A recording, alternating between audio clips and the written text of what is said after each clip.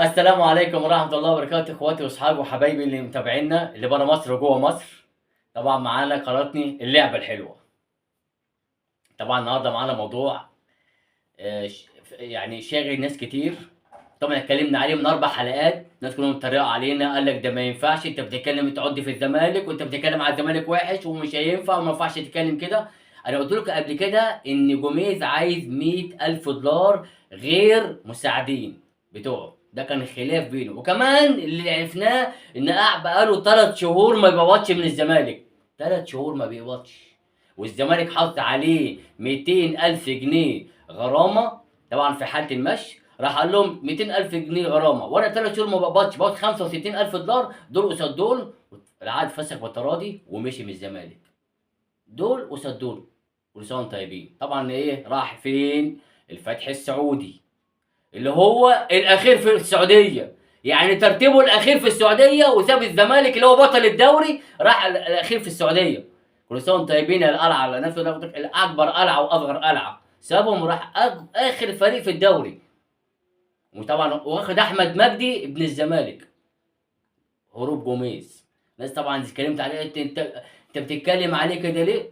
كل سنه وانتم طيبين. طبعا جوميز وسابهم في وقت الدوري، وكان المفروض النهارده عندهم ماتش متاجل، ماتش قصدي ماتش ودي، اتلغى ما اتلعبش. طبعا لسه الزمالك بيدور على واحد مكانه. طبعا هيشاوروا على حلمي طولان، ولا هيجيبوا مثلا محمد صلاح، ولا يجيبوا مش عارف مين، ولا يجيبوا مثلا كانوا يجيبوا ميدو. بيدوروا بقى على اي خليفه يقف مكانه.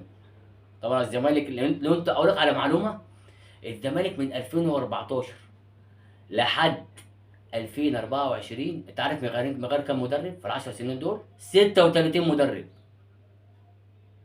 طبعا الناس تقول لك انت بتقول خلاص 36 مدرب، فيرا يمشي ويقعد، كابرال يمشي وده يقعد، ده يجي وده يمشي، ده يجي وده يمشي.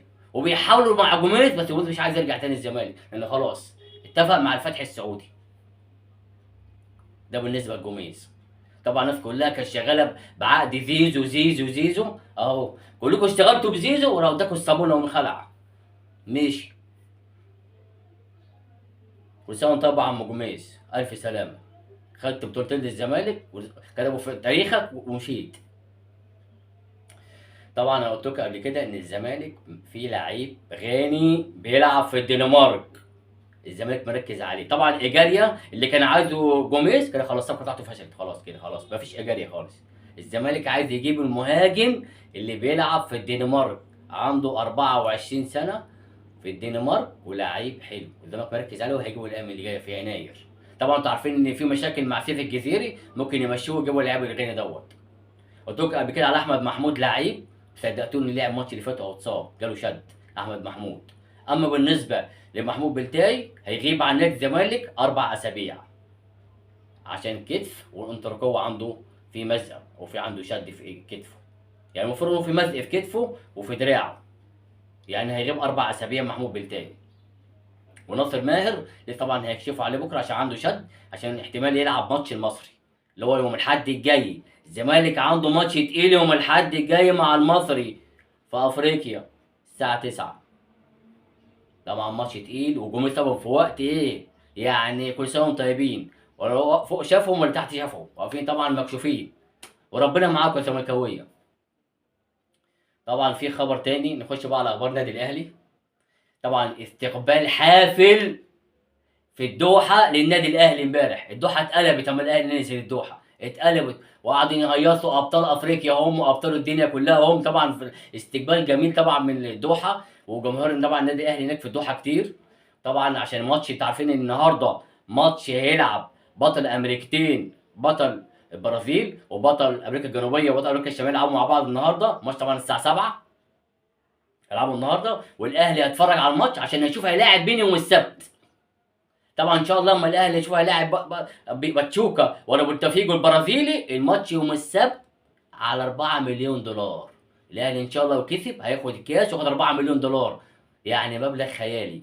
طبعا لجنه التخطيط في النادي الاهلي في حاله ندم ان ما جابوش مهاجم. قال لك كنا جبنا مهاجم مع عصام ابو علي عشان ممكن يتصاب، كنا جبنا واحد معاه عشان يلعب معانا شويه يدينا زقه حتى. طبعا الايام اللي جايه في مهاجم خطير وباكين، واحد مدافع في يناير، في ثلاثة هيجوا في يناير، وواحد هيجي بعد ايه اخر الموسم، اللي هو ايه بعد ايه الموسم ما يخلص، بس في ثلاثة هيجوا الايام دي. طبعا الناس كلها بتتكلم على اكرم توفيق. اكرم توفيق طبعا مش هيسيب النادي الاهلي. انا اقول لكم على حاجه، طبعا يعني بيراميدز عرض عليه مليون دولار. ما حدش بياخد بالدولار غير اتنين لعيبه في بيراميدز، رمضان صبحي ومحمد حمدي. ده اللي بياخد في الدولار. عرضوا على اكرم توفيق مليون دولار. طبعا اكرم توفيق طبعا ما وافقش انه يروح بيراميدز. طبعا ليه؟ ان الاهلي هيرد اكرم توفيق وهيقعد في الاهلي. انا بقول لكم رمضان اكرم توفيق مش للبيع، مش هيطلع من ورا النادي الاهلي، هو متمسك بالنادي الاهلي وهيمضي وهيقعد. عشان بيراميدز طبعا تهدى شويه، كل شويه ما حد يروح يجروا عليه، يجروا عليه. زيزو مش عارف اروح الزمالك، مش هيمشي من الزمالك، لا بيراميدز يجروا على زيزو. بيراميدز مش هتاخد اكرم توفيق ابن النادي. طبعا احنا نقول ابن النادي، تاخد رمضان صبحي مشي، مالناش دعوه رمضان صبحي، ده حريه شخصيه. بس اكرم توفيق مش هيسيب النادي الاهلي، متمسك بالنادي الاهلي وقاعد في النادي الاهلي. انا عاوز اقول لكم على خبر تاني برضو، نسيت اقول لكم على خبر صغير من نادي الزمالك. محمد عاطف اللي هو بتاع نص الملعب اللي عند الزمالك اللي هو موجود، هيمشي في يناير، مش هيكمل، مش عايز يقعد في الزمالك. كل سنه وانتم طيبين. محمد عاطف مش هيكمل في نادي الزمالك، قال لهم انا عايز جالي عرض وعايز امشي.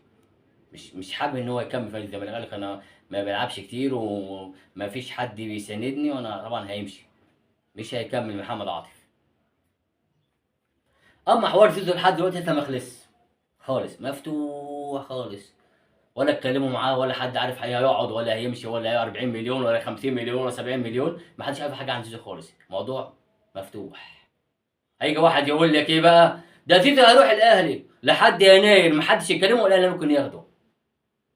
احنا بقى عصر احتراف، اللي موجود اللي عقده خلص ومحدش قاعد معاه، احنا ممكن ناخد زيزو. ايه المشكله؟ ايه يعني ناخده؟ ما حدش فيكم جاب عقد كويس او جاب رادر لعيب زيزو انه يقع في الاهلي، يقع في الزمالك، سوري معلش، يقع في الزمالك. هو طبعا بس لا انا مش عايز يتكلم غير لما يشوف اخرهم خالص. خالص حته زيزو لسه ما فتحتش على النادي الاهلي، بس انا بقول لكم ممكن الاهلي ياخده. ايه المشكله؟ عادي يعني، نكمل. يبقى امام عاشور من الزمالك وزيزو من الزمالك، تبقى لوز اللوز 10 10 واثنين مهاجمين ونكمل. وتريزيجيه طبعا اللاعب اللي بره، نبقى قوه ضربه. يعني ما بقلقش من زيزو لعيب كبير طبعا، انا بحبه جدا بصراحه. بس انا بقول لك لحد دلوقتي ما حدش يتكلم معاه في اي حاجه، الموضوع مفتوح خالص. عايز اقول لحضراتكم من الاول، بس طبعا كنت فرحان طبعا عشان خاطر بصراحه، أنا فرحان بالاستقبال بتاع الدوحه. بصراحه لما شفت الاستقبال بتاع الدوحه والاهلي، جسمي اشعر بصراحه، الجماهير عماله تشجع بطريقه جميله. طبعا الاهلي كسب بطل البرازيل للكره الطايره 3-1. طبعا اول مره تحصل في تاريخ النادي الاهلي في الكره الطايره ان يكسب بطل البرازيل في ارضه. طبعا دي معجزه كبيره ان هي اللي يعمل معجزه كبيره. طبعا الحمد لله، طبعا دي يعتبر يعني خبر حلو، ان طبعا الاهلي داخل على ماتش يوم السبت، يعني المفروض احنا نتفائل، كسبنا بطل البرازيل في الطايره، ممكن يكسب ماتش يوم السبت. طبعا داخلين على خطوه حلوه، واحنا طبعا كلنا ورا النادي الاهلي يوم السبت ان شاء الله. اول مره تحصل من 10 سنين، اول مره تحصل اخواتي من 10 سنين الاهلي يكسب فريق برازيلي في عقر داره. طبعا انا بقول لاصحابي واخواتي وحبايبي، اللي يحبنا يشترك عندنا، اللعبه الحلوه. والسلام عليكم ورحمه الله وبركاته.